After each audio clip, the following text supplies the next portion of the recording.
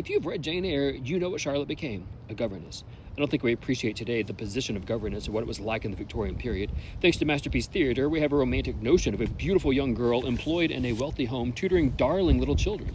Charlotte tells us the reality, that being a governess was hell on earth. It was a wretched position. Darling, well-behaved children were rare.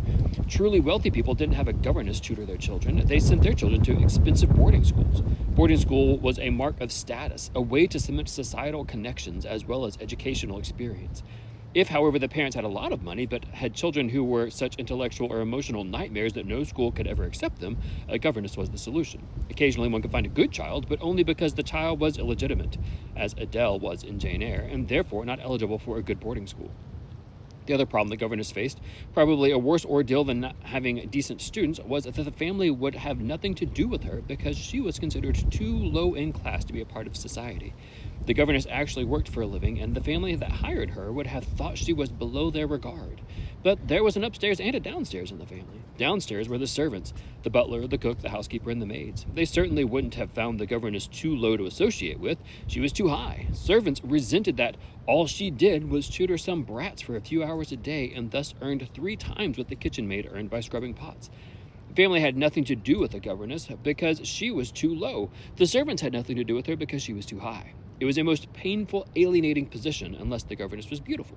If you examine some of the family portraits that were painted of wealthy Victorian families, you will see in many portraits a rather ugly father, a plain mother, and 3 unattractive children. The 6th figure will be a beautiful and delightful young woman. You might think, well, at least they had one attractive child.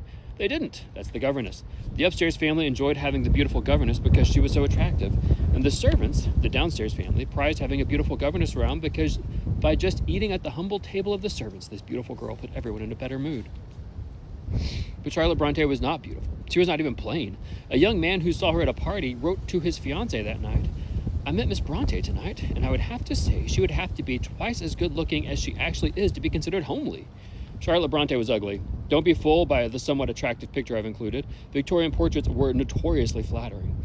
She was about 4'10", tiny with a reddish complexion. I do not emphasize her ugliness in an individuous sense. I tell you she is ugly as a great compliment to Charlotte Brontë because she was so unattractive when she would later invent her immortal heroine Jane Eyre, created in her own image. She did something for Jane that no other author had done for a heroine. We know Jane is unattractive before we even open the novel. Why? The name of the novel is Jane Eyre.